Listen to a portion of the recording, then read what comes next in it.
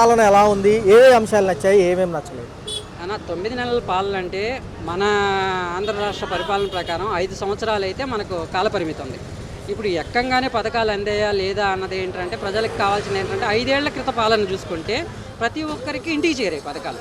అది మనకు అప్పులు చేసి ఇచ్చాడా, లేకపోతే దొంగతనం చేసి ఇచ్చాడా, లేకపోతే రాబరీలు చేయించాడా ప్రజలకు అనవసరం కాబట్టి ప్రజలు ఏం ఆలోచిస్తారు? గత ప్రభుత్వం ఇచ్చిన హామీల కన్నా ₹1 ఎక్కువ ఇస్తున్నారు. ఇప్పుడు నేను మార్కెట్కి వచ్చానన్న, బయట ₹20 ఉన్న ఒక మొక్కజొన్న కండి లోపల ₹10 దొరుకుతుందంటే లోపల తీసుకుంటాం కదా. మనకు కావాల్సిన వస్తువు ₹1 ఎక్కువ పెట్టి కొనం కదా. ఇంత దాకా వచ్చింది ఎందుకు? ఇంటికాడ కూడా దొరుకుతాయి ఇదే కూరగాయలు, కానీ ఇక్కడికి ఎందుకు వస్తాం? రైతు బజార్కి అనేది తక్కువ కాబట్టి గత పాలన కన్నా ఈ ప్రభుత్వం ఎక్కువ ఇస్తాననేది కాబట్టి ఆ ప్రభుత్వం ఇచ్చే పథకాల కన్నా వీళ్ళు ఎక్కువ లబ్ధి పొందొచ్చు అన్న ఆశతోనే సామాన్యుడు ఆలోచిస్తాడు. సామాన్యుడికి కావాల్సిందండి పథకాలు అనేది పెట్టడం వల్ల అది ఆలోచిస్తున్నారు. పథకాలు లేని రాష్ట్రాలు కూడా చాలా ఉన్నాయి, అక్కడ కూడా ఫార్మింగ్ జరుగుతుంది, రాష్ట్రం పరిపాలిస్తుంది. కానీ మనకు కావాల్సిన పథకాలు కదా, ఆ పథకాల మీదే కదా మీరు గెలిచారు కాబట్టి అడుగుతారు ప్రజలు. అడిగినప్పుడు దానికి సమాధానాలు చెప్పాలి. కాకపోతే ఈ మధ్య జరిగిన పోలవరం మీటింగ్ గురించి కావచ్చు, లేదా మన కేంద్రం విడుదల చేసిన నిధుల గురించి కానీ ఏంటంటే చంద్రబాబు గారు ఓపెన్గా చెప్పారు, మన దగ్గర నిధులు లేవు, మీకు ఏదైనా సలహాలు తెలిస్తే నా చెవులోకి వచ్చి చెప్పండి, నేను దాన్ని ఫాలో అవుతానన్నారు. మనకి రాజకీయానికి అదే ఎలక్షన్లకు ముందు చంద్రబాబు గారు ఏం చెప్పారు? నేను ఎలాగైనా సంపద సృష్టిస్తాను, నాకున్న 40 ఏళ్ల అనుభవంలో నేను ఎలాగైనా కానీ రాష్ట్రాన్ని అభివృద్ధి పదంలో నడిపిస్తానని చెప్పారు. సో వాళ్ళు చెప్పినప్పుడు ప్రజలు ఏం ఆలోచిస్తారు? 40 ఏళ్ల అనుభవం కాబట్టి, ఆయనకి ఎక్స్పీరియన్స్ ఉంది కాబట్టి, అడ్మినిస్ట్రేషన్ మీద మంచి పట్టు ఉంది కాబట్టి ఆయన జరుపుతాడని చెప్పి ఆలోచిస్తారు. దానికి ఓట్లేసి గెలిపించారు. ఇప్పుడు అదే ఎవరైతే చెప్పి మాట ఇచ్చారో ఈరోజు నేను చేయలేను, పోలవరం కడితే మనకి రేపు అమరావతి పూర్తయితే మనకు నిధులు వస్తాయి, పెద్ద కంపెనీలు వస్తాయి, దానివల్ల ఉద్యోగాలు వస్తాయి, అప్పుడు మనకు అభివృద్ధి చెందితే మనకు బడ్జెట్ అనేది వస్తుంది, దాన్ని బట్టి మనం పథకాలు అమలు చేయడానికి అవకాశం ఉంటుంది అన్నారు. ఇప్పుడు అమరావతి అన్నది 1 రోజు 2 రోజులు అయ్యేది కాదు, 10-15 ఏళ్ళు పడుతుందని ఇంతకుముందు ఎప్పుడు వైఎస్ఆర్ పాలన కన్నా ముందు ఎప్పుడైతే అమరావతి అనౌన్స్ చేశారో అప్పుడే చెప్పారు కదా, 10-15 ఏళ్ళు పడుతుంది, ఇది ఈరోజు అయ్యే పని కాదు, దీర్ఘకాలికంగా జరిగే పని. అందులో పోలవరం మన కళ్ళ ముందే ఉంది, అది స్టార్ట్ అయ్యి ఇప్పుడు ఎన్నేళ్ళు అయిందో, ఇప్పుడు ఎందుకు పూర్తి అవ్వలేదో మనకు తెలుసు. అలాంటప్పుడు అమరావతి కూడా అంత త్వరగా అయితే పూర్తి అవ్వదు కదా. అలాంటప్పుడు ఇది పూర్తి అయ్యేది ఎప్పుడు, నిధులు వచ్చేది ఎప్పుడు, ఈ పథకాలు అమలు చేసేది ఎప్పుడు? జగన్మోహన్ రెడ్డి గారి పర్యటనలు ఎలా అనిపిస్తున్నాయి? మొన్న వంశీ గారిని కలిశారు, అలబనేని వంశీ, తరువాత గుంటూరు మిర్చి యాడ్, నిన్న శ్రీకాకుళం, మళ్ళీ ఏదన్నా వస్తారా జగన్ గారు? ఆస్కారం ఉందంటారా? అన్న, మన సామాన్యుడు, ఇప్పుడు నేను సామాన్యుడినే, ఎవరైనా సామాన్యులే. సామాన్యులకి ఏం కావాలి అంటే ఆ రోజు వాళ్ళకి పూట గడవడం ముఖ్యం అనమాట. మనకి ఇంటికి ఇంతకుముందు 5 ఏళ్ల పాలనలో ప్రతి పథకం ఇంటికి అనేది వచ్చింది. అది లబ్ధిదారులు పొందారా లేకపోతే దాని ఉపయోగం లేని వాళ్ళు పొందారా అన్నది మనకు అనవసరం. ఈరోజు నా ఇంటికి పథకం వచ్చిందని నేను చూసుకుంటాను తప్ప, పక్కన వాడికి బండి ఉంది, కారు ఉంది, ఓడికి కూడా చేరిందన్నది నాకు అనవసరం కదా. నా కడుపు నిండింది నేను చూసుకుంటాను. ఓడికి అన్నీ ఉన్నాయి, ఓడికి కూడా ఇచ్చాడు అంటే ఇచ్చాడు, అందరికి ఇచ్చాడు కదా. చాలామంది ఏమంటారు, వైసీపీ పాలనలో వాళ్ళ కార్యకర్తలకు కానీ లేకపోతే వాళ్ళ అనుకున్న వర్గానికి కూడా ఇచ్చారు అంటే, అర్హత లేని వాళ్ళకి కూడా ఇచ్చారు అంటారు. అర్హత ఉన్నా లేని వాళ్ళకి కూడా ఇచ్చారు కదా, ఇక్కడ అర్హత ఉన్న వాళ్ళకి కూడా ఈ పథకం రావట్లేదు కదా. ఇప్పుడు వాళ్ళకన్నా ఎక్కువ ఇస్తామని హామీలు ఇచ్చేదనే కదా గెలిపించారు. ఇప్పుడు ఆ హామీలు ఇవ్వడానికే నా దగ్గర బడ్జెట్ లేదు అన్నప్పుడు ప్రజలకు అన్నీ అనవసరం. ఇచ్చిన హామీలు నెరవేర్చడమే ముఖ్యం.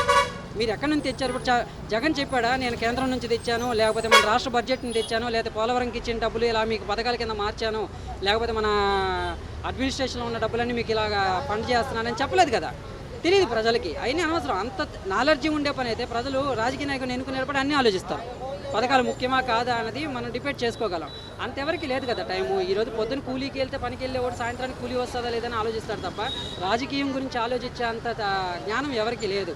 అంతటి దాన్ని ఏమంటారంటే లిటరేచర్ ఎక్కువ లేదు మన ఆంధ్రప్రదేశ్లో. పవన్ కళ్యాణ్ గారికి సంబంధించి ఆ వ్యాఖ్యలు ఎలా అనిపించాయి? జగన్ వల్ల ఎలా అయింది, మా పథకాలు మేము ఇచ్చుకుంటాము, టైం పట్టినా ఆయన అంటున్నారు, ఎలా అనిపిస్తుంది అన్న? ఇప్పుడు పదవిలోకి రావాలి అంటే, మనం ఒక పదవి చేపట్టాలంటే దాని గురించి ఎంతో కొంత అవగాహన ఉంటేనే మనం మాట్లాడతాం. ఇప్పుడు నేను మాట్లాడాలంటే నాకు మాట్లాడడం తెలుసుంటేనే నేను మాట్లాడగలను. అలా పవన్ కళ్యాణ్ గారు పార్టీ పెట్టి 10 ఏళ్ళు అయింది కదా, పార్టీ పెట్టి 10 ఏళ్ళు అయింది, 10-15 ఏళ్ళ దగ్గర అయింది. ఆయనకి ఎంతో కొంత అనుభవం ఉంటుంది కదా, అడ్మినిస్ట్రేషన్ అంటే ఏంటి, రాజకీయం అంటే ఏంటి, ఒక మినిస్ట్రీ అంటే ఏంటి తెలుసుంటుంది కదా. ఆయన హామీ ఇచ్చేటప్పుడు తెలుసుంటుంది కదా, పొత్తులో భాగంగా వీళ్ళు కూర్చొని మాట్లాడుకుంటారు కదా, మన రాష్ట్ర బడ్జెట్ ఎంత, మన అధికారం ఎంత, మన కేంద్రం ఇచ్చేది ఎంత, మనం చేయాల్సింది ఇదని అన్నీ నిర్ణయించుకున్నాకే కదా మేనిఫెస్టో అనేది తయారవుతుంది. అప్పుడు మన పవన్ కళ్యాణ్ గారు చెప్పేటప్పుడు వీళ్ళ బడ్జెట్కి ఆమోదించే కదా పథకాలకి ముందు చూపు వచ్చారు. ఇప్పుడు మాది నెరవేర్చలేకపోతున్నాం, జగన్ వల్ల ఇలా అయిందన్నప్పుడు చంద్రబాబు గారు ఎన్నో ఉపన్యాసాల్లో చెప్పారు, మనది శ్రీలంక అయిపోయింది, జగన్ గారు మన బడ్జెట్ను మొత్తం నాశనం చేశారు, మనం కోలుకోవడానికి చాలా ఏళ్ళు పడుతుంది అని చెప్పారు కదా. అప్పుడు మరి పవన్ కళ్యాణ్ కూడా తెలుసు కదా ఆ విషయము. మరి పవన్ కళ్యాణ్ గారు ఆ విషయం తెలిసి కూడా రాజకీయ ఉపన్యాసాల్లో ఎలక్షన్లకు ముందు మేము హామీలు నెరవేరుస్తాం, మేనిఫెస్టో రిలీజ్ చేసేటప్పుడు కూడా సూపర్ 6 అని పెట్టినప్పుడు మేము చేయగలము, మాకు ఆ ఎబిలిటీ ఉంది అని ధైర్యంగా చెప్పారు కదా. మరి ఈరోజు జగన్ గారి వల్ల ఇలా అయిపోయిందనడం అంటే దాన్ని ఎలా అంటారంటే మనం చేయలేకపోతున్నాము, మనం చేయలేని అసమర్థతని పక్కన వాళ్ళు ఎత్తి చూపించినప్పుడు దాన్ని మన మీద వేసుకోకుండా ఎవరు కూడా తప్పు చేసినప్పుడు మేము తప్పు చేసామని ఒప్పుకోరన్న. నేనైనా ఒప్పుకోను, ఎంతో కొంత నన్ను సమర్థించుకునేదాన్ని చూస్తాం. ఇప్పుడు అంతర పదవిలో ఉన్న రాజకీయ నాయకుడు అలా చెప్పేటప్పుడు సామాన్యుడు ఏం ఆలోచిస్తాడు? వీళ్ళు సమర్థించుకున్నారని ఆలోచిస్తారు తప్ప వాళ్ళు నిజమే చెప్తున్నారు, అది నిజమే ఉండొచ్చు, కానీ మనకు తెలియదు కదా దాంట్లో లోటుపాట్లు ఏంటో. కాబట్టి ఎవరైనా కానీ వాళ్ళ అసమర్థత అనుకుంటారన్న. జగన్ గారు మళ్ళీ ఫామ్లోకి వస్తారంటారా? పర్యటనలు మొదలు పెట్టారా ఆయన కూడా? ఎలా అనిపిస్తుంది? జగన్ గారు వస్తారా తెలియదు కానీ పరిపాలన బయటకు పోగల, అది విషయం. నచ్చని అంశాలు ఏమేమి ఉన్నాయి? నచ్చని అంశాలు ఏమంటే ఏం చెప్పేది, ఆయన ఫామ్లోకి వచ్చాడు, అది ఎక్కడ ఇంప్లిమెంట్ చేస్తున్నాడు, జనాలు నమ్మి మోసం చేశాడు, వాళ్ళు కూడా మోసపోయారు, జనాలకు కూడా తెలవాలి. ఆయన మంచి administration, one of the great administration in India. But పథకాలు అమలు అవుతాయి అంటారా? 6 పథకాలు చెప్పారు. నిన్న పవన్ కళ్యాణ్ గారు అక్కడక్కడ ఢిల్లీ ఉండి అన్నీ చేస్తామన్నాడు. ఆయన ఎప్పుడో వస్తాడు, ఎప్పుడో కనపడతాడు తెలియదు, ఎక్కడ కనపడతాడో తెలియదు ఆయనకి, అది విషయం. పవన్ కళ్యాణ్ గారు ఏమంటున్నారంటే జగన్ వల్ల ఎలా అయింది, మా పథకాలు మేము ఇచ్చుకుంటామని మాట్లాడొద్దంట. తెలియదు ఆ విషయం పవన్ కళ్యాణ్ గారికి. తొక్కి పారేస్తాను, నార తీసేస్తాను, అన్నీ మేము చేస్తా ఉన్నారు. ఏం బీకారు ఇక్కడ వచ్చి? ఏమీ లేదు కదా. ఎలా ఉంది సార్ గుంటూరు మిర్చి యార్డ్లో రైతులకు భరోసా ఇచ్చారు ఆయన వెళ్ళి? గుంటూరు మిర్చి యార్డే కదా, ఇప్పుడు గుంటూరులో కానీ విజయవాడ సబ్ జైల్లో కానీ జగన్ అంత మంచి జనం వస్తుంటే జనాలకు పబ్లిక్ అర్థమైపోట్లా. ఓడిపోయిన తర్వాత 11 సీట్లు వచ్చింది నిజమే, 11 సీట్లు వచ్చి ఆడు ఏం చేయ ఎక్కడ తప్పు చేశాడో ఏంటో తెలియదు. కానీ జనం ఎట్లా వస్తున్నారు? మీరు వెళ్తే వస్తున్నారు ఆ మొత్తం జనాభా రావట్లేదు కదా. ఎంత మోసం చేస్తే మీరు పాపంలో రావడానికి ఎంత మోసం చేయక్కర్లేదుగా. అదేం చెప్పాడు, బాబు నేను ఇంతకన్నా ఎక్కువలే అన్నాడు, పోయాడు మన సంఘనాకి. తను ఎప్పుడేమో బ్రహ్మాండంగా ఉంది. సంక్షేమం అభివృద్ధి మాకు 2 కళ్ళు అన్నారు, ఇప్పటికేమో 9 నెలల పాలన అయిపోతుంది, మరి ఇంకా ఏమో అందించలేదని ప్రజలు ఆయన చెప్తే అవుతాడు. ఇప్పుడు రేపు జమిలీ ఎలక్షన్లు వస్తే ఇంటికి వెళ్ళిపోతారు శుభ్రంగా, దాంట్లో సమస్య లేదు. ఎలక్షన్ కూడా ఉన్నప్పుడు ప్రచారాలు చేయొద్దని జగన్ మీద కేసులు పెడుతున్నారు. 27 ఎలక్షన్ పెడితే ఏమవుతుంది ఆయన తెలీదా? ఆయన మా సీఎం కదా, ఆయన ఎడ్యుకేటెడ్ కదా, అదే ప్రతి ఇదా ఏంటి అది ఎలక్షన్ కూడా ఎంతమంది ఏం జరగట్లా. మరి మన మ్యూజికల్ నైట్ ఎక్కడ పెట్టారు విజయవాడలో అంత భారీ ఎత్తున, బందరోడ్డు పొద్దు నుంచి 1:30 గంట వరకు బ్లాక్ చేశారు. అంటే మీ సొంతానికి అంటే మీ గౌరవులు ఎదుటి గౌరవులా చెప్పండి? చేయగలరంటారు మరి? హామీలు నెరవేరుతాయి? చేస్తాడేమో, ఏం చేస్తాడో తెలీదు. మోడీ మాకు అండగా ఉన్నాడని చెప్పి గబగబా దూరాడు. మోడీని ఎన్నిసార్లు విమర్శించలేదు, అమిత్ షాని ఎన్నిసార్లు విమర్శించలేదు. ఇక్కడికి వస్తే బ్లాక్ బెలూన్స్ చూపించేసి అసలు రావడానికి వెళ్ళేదన్నాడు. సిబిఐ ఆంధ్రప్రదేశ్లోకి ఎంటర్ అవడానికి వెళ్ళేదన్నాడు. వాళ్ళకి సిగ్గు లేదు, వీళ్ళకి బుద్ధి లేదు. వాళ్ళు ఏంటంటే నిదానంగా పవన్ కళ్యాణ్ కలుపుకుని బీజేపీని పెట్టేస్తూ ఉన్నారు. పవన్ కళ్యాణ్ లేకపోతే ఏముంది అక్కడ సీన్? ఏమీ లేదు. ఎలా వస్తుంది ఈ నెలతో? అవును, ఎలా అనిపించింది మీ అభిప్రాయం? బాగానే ప్రజెంట్ చేస్తున్నారు కదా, చేయండి, అలా చేసేద్దాం. ఒక సంవత్సరం చూద్దాం. ఏదన్నా ఒక గవర్నమెంట్ ఫామ్ అవ్వడానికి తర్వాత అది మళ్ళీ చేయడానికి ఒక 1 year దాకా పట్టిద్ది. ఎందుకంటే పథకాలు కానీ ఏదన్నా సరే ఫండ్స్ రావాలన్నా ఏది రావాలన్నా వచ్చిన తర్వాత 2వ సంవత్సరం నుంచి స్టార్ట్ అయిన కాడి నుంచి అప్పుడు అసలు విషయం ఏంటన్నది బయటపడిద్ది. వీళ్ళు చేయగలుగుతారా, చేస్తారా, అసలు ఏంటి, ఫండ్స్ వస్తాయా రావా, మరి రాకుండా మనం ఎలా ఫైట్ చేయాలని వాళ్ళు ఆలోచించుకోవాలి. జనాలకి వాళ్ళు హ్యాపీగా చేశారనుకోండి, నెక్స్ట్ ఎలక్షన్లో మళ్ళీ వాళ్ళే వస్తారు. మళ్ళీ లేదు అనుకోండి, ఇక మళ్ళీ పవన్ ప్లేస్లో చంద్రబాబు నాయుడు, జగన్ గారు రావచ్చు, జగన్ గారి ప్లేస్లో పవన్ గారు రావచ్చు, లేకపోతే ఈ మధ్యలో ఇంకో కొత్త పార్టీ పెరగచ్చు, చెప్పలేం. వంశీ గారిని కలిశారు, గుంటూరు మిర్చి యార్డ్లో రైతులకు భరోసా ఇచ్చారు జగన్ గారు, శ్రీకాకుళం కూడా వెళ్ళారు. ఎలా అనిపిస్తుంది? వంశీ గారి గురించి అంటే ఆయన ఫస్ట్ టీడీపీలో ఉండి వచ్చిన ఆయనే వచ్చి లాస్ట్కి వచ్చేటప్పటికి మరి ఆయనకి ఆవేశం ఎక్కువ. ఆ ఆవేశం మీద సంథింగ్ వాళ్ళని ఏదో అనుంటాడు ఒక మాట. ఇప్పుడు ఏంటంటే ఆయన ఇదిగా ఉన్నారు కదా. ఇప్పుడు ఆయన ఒకప్పుడు గన్నవరంలో బాగానే చేసి ఉన్నవాడే, లేడు అని అంటలేదు. కానీ ఇక అవన్నీ ఏంటంటే అలా రాజకీయాల్లో కొట్టుకుపోతూ ఉంటాయి. జగన్ గారి దగ్గరికి వచ్చిన తర్వాత ఇప్పుడు నాకు పెద్ద కాలం కావాలని అంటే సముద్రంలోగా ఆ కాలం అంటే ఇది కొడుతూ ఉంటాం, అది నాది అనుకోండి. అలాగే ఈ వంశీ గారు కూడా ఇది నాది, జగన్ గారు అంటే మా అన్న కొడాల నాని గారు కానీ, జగన్ గారు కానీ, తర్వాత ఈయన కానీ, అంబర్ రాంబాబు కానీ, వీళ్ళందరూ ఏంటంటే జగన్ గారే మెయిన్ హెడ్. పెద్ద తలకాయలు లేనప్పుడు చిన్న తలకాయలు ఏముంటాయి, అంతే. అదే చూద్దాం, అది ఎంతవరకు వెళ్ళిద్ది అన్నది ఇక దేవుడి నిర్ణయం. మీకు ఏమైనా నచ్చిన అంశాలు, నచ్చిన అంశాలు ఏమైనా?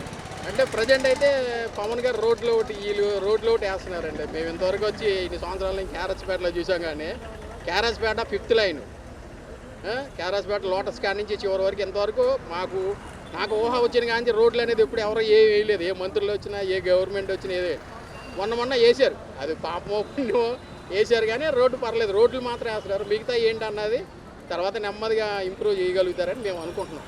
అది రోడ్లు మాత్రం ఎక్కడికి వెళ్ళినా రోడ్లు ఒకటి నీట్గా కనబడుతున్నాయి. ముందు మనకు అదే కదా, బళ్ళు కావాలంటే రోడ్లు కావాలి. ఆ తర్వాత నెమ్మదిగా పిల్లలకు కూడా స్కూల్ ఇంప్రూవ్మెంట్ కానీ అలాంటివి చేశారనుకోండి, నెక్స్ట్ ఎలక్షన్లో ఉంటారు.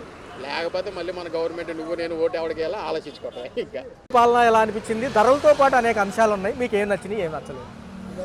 అవసరం లేదు సార్, అవసరం లేదు. 8 ఏళ్ళ పాలనలో 5 ఏళ్ళ పాలన కంటే 1000 రెట్లు బెటరు. కొన్ని అంశాలు మీకు నచ్చినవి? కొన్ని నచ్చినవే కాదు, ఉన్నాయో చెబుతున్నా. నచ్చడం ఆడి వీళ్ళు మనకు అక్కర్లే. పరిపాలన ఎలా ఉంది అంటే గొడవలు లేవు, గోడలు లేవు, ఎవరైనా వస్తే అరాశకం లేదు, అన్నీ మంచిగానే ఉన్నాయి. కాకపోతే కొద్ది రేట్లు కొద్దిగా పెరుగుతున్నాయి. అవి కూడా చూసుకుంటే గవర్నమెంట్ బాగుంది. Good government. సరే సార్, ఇప్పుడు అంటే సార్ ఏమంటారు? ఒక పక్కన జగన్ గారు మళ్ళీ వస్తానంటున్నారు, ఈ గుంటూరు పర్యటన ఆయన వస్తే ఆంధ్ర ఇంకొక 10 ఏళ్ళు వెనకపోద్ది, ఇంకో 20 ఏళ్ళు వెనకపోద్ది. ఇప్పటికే పోయింది. మీరు చూసుకోండి. మాకు ఆలి అని కాదు, జగన్ గారు చుట్టం కాదు, ఈయన మొత్తం కాదు. పరిపాలన విన్నప్పుడు ఎవరన్నా ప్రశ్నిస్తే వాళ్ళు బొక్కలు తెంగేవాళ్ళు, వీళ్ళు తెంగట్లా. వీళ్ళు ప్రశ్నిస్తే ఇంకా ప్రశ్నించమన్నారు, గంపుని ఉంటున్నారు. కాయగూరలో కొన్ని రేట్లు అదుపులో ఉంటే గవర్నమెంట్ని మించిన గవర్నమెంట్ లేదయ్యా. చెడదగిందే మనం అనకూడదు ఆ మాట. ఎందుకంటే సగం 20 ఏళ్ళు 30 ఏళ్ళు వెనకపోయింది మన ఆంధ్రప్రదేశ్. ఏమండి 80 ఏళ్ళు 30 ఏళ్ళు వెనకపోయిన దాన్ని గాలిలో పెట్టి మీరు చదువుకున్న పిల్లలకి అందరికీ ఉద్యోగాలు వస్తే ఆనందపడతారు. ఈ రేట్లు కానీ తగ్గితే మాలాంటి సామాన్య మానవులు కూడా కొంచెం మంచిగా ఉంటాం. ఈ గుంటూరు మిర్చి యార్డ్లో వ్యాఖ్యలు ఎలా అనిపించింది? అది అంతా తప్పున్నాను. ఈయన ఇచ్చినప్పుడు 7,000 ఇచ్చారు, ఇప్పుడు ఎంత ఇస్తున్నారు గుర్తుంచుకోవాలి. జనాలు ఎవరు లేరు, రౌడీలు రంగాలు ఏంటి ఆ దండాలు. ఒక నిబంధనలు ఉన్నప్పుడు ఆ నిబంధనల ప్రకారంగా పోవాలా. ఆలీలని కాదు మనం చెప్పేది, ఆ నిబంధనలకు వ్యతిరేకంగా వెళ్ళడం తప్పు. పవన్ కళ్యాణ్ గారు ఏమన్నారంటే దీనికి కౌంటర్గా మా పథకాలు మేము ఇచ్చుకుంటాం, గతంలో జగన్ వల్ల ఇవన్నీ మాకు డిస్టర్బెన్స్ చేయరాళ్ళు చేస్తే వాళ్ళకి తేడా ఏముంది? వీళ్ళు వచ్చే కానీ మంచిగా చేస్తారు, గత ఆలస్యమైనా అన్ని పథకాలు చేస్తారు. గవర్నమెంట్ బాగుపడాలి, జనాలు బాగుపడాలంటే ముందు కంపెనీలు రావాలా. పిల్లలు చదువుకున్న వాళ్ళు కోట్ల మంది, లక్షల మంది ఎత్తుతారు. వాళ్ళందరికీ ఉద్యోగాలు వచ్చి వాళ్ళ తల్లిదండ్రులు సంతోషంగా ఉంటారు. ఈ పథకాల వల్ల మనం ఏం బాగుపడిపోతాం? 4,000 ఇస్తున్నారు, ఆ 4,000 తాగేసి పడుకుంటున్నారు పక్కన. ఈ 4,000 పథకాలు ఇవ్వడం మానేరు. వాళ్ళు వచ్చినా ఇస్తారు, వీళ్ళు వచ్చినా ఇస్తారు, ఇంకోళ్ళు వచ్చినా ఇస్తారు. అదేనా ఇప్పుడు చెప్పడం కంటే చేయడం. ఈయనేమో ఆయన 1000 రూపాయలు పెంచడానికి 5 సంవత్సరాలు పెరిగింది. ఈయనేమో 1000 రూపాయలు ఒకసారి పెట్టి ఓ 3 నెలలు వెనక్కి కూడా ఇచ్చాడు. ఎవరు బాగా రాలే, మనం ఏం చెప్పలేము. జగన్ గారే గొప్ప ఏం కాదు, చంద్రబాబు గొప్ప కాదు. కాకపోతే పరిపాలన గొప్ప. చంద్రబాబు పరిపాలన బాగుంది, సూపరు. ఏ రేట్లు తగ్గినాయి చెప్పండి? ఇప్పుడు వీళ్ళు వచ్చిన తర్వాత ఏ రేట్లు తగ్గల. ఏదో గత ప్రభుత్వంలో 150 ఉంది, మేము వచ్చి 100కి ఇస్తాం అన్నారు. ఆయిల్ ఏది 140, 150. ఈ మంత్లీ ఎంత అవుతున్నాయి సార్ సుమారు ఖర్చులు ఇవన్నీ? నా జీతం వచ్చి 13,000 అండి, నాకు 20,000 అవుతుంది. ఎక్కడి నుంచి ఎన్ని నెలలు ఎన్ని సంవత్సరాలు చేస్తాం చెప్పండి? మాటలు చెప్తారు ఏ ప్రభుత్వం అయినా కానీ. ఏంటి ఆడు చేయలేదు నేను చేస్తున్నాను అంటారు, ఏముండదు అక్కడ. అంటే సార్ ఫ్యూచర్లో అయినా ఏమైనా సంక్షేమ పథకాలు అందే ఛాన్స్ ఉంటుంది అంటారా? ఏమున్నాయి, ఏ సంక్షేమ పథకాలండి? ఏమో గ్యారంటీ లేదు.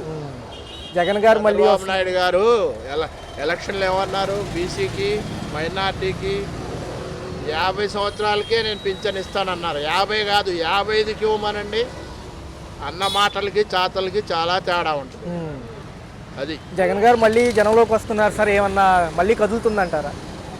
ఏమో ఇక చాలా టైం ఉంది, ఇప్పుడే లెక్కేసుకుంటే ఎందుకు జగన్ గారి గురించి మనం. మొన్న విజయవాడ పర్యటన, గుంటూరు పర్యటన, శ్రీకాకుళం పర్యటన ఎలా అనిపిస్తుంది? ఏమో సార్, మనం ఆ డ్యూటీ చేసుకుని వెళ్తామే తెలుసు. కాకపోతే ఏంటంటే మెయింటెనెన్స్ ఖర్చులు బాగా ఇబ్బందికరంగా ఉన్నాయి. సరుకులు 60 రూపాయలు మినిమం తక్కువ లేవు. బియ్యం ఏం చేస్తున్నారు?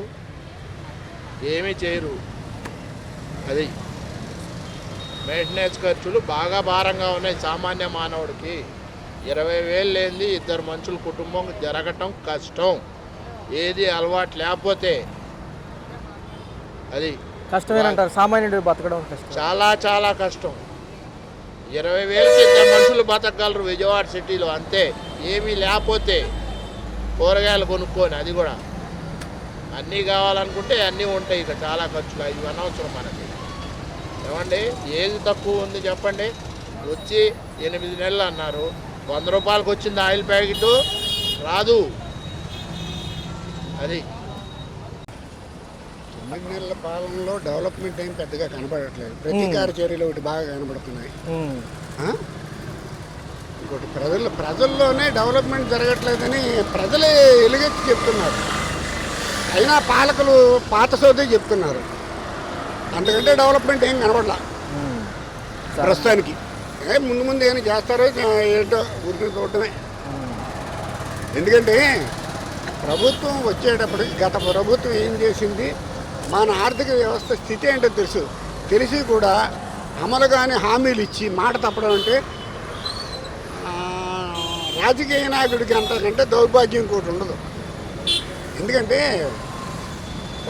దీని ముందున్నవాడు పథకాలు చెప్పి అమలు చేశాడు.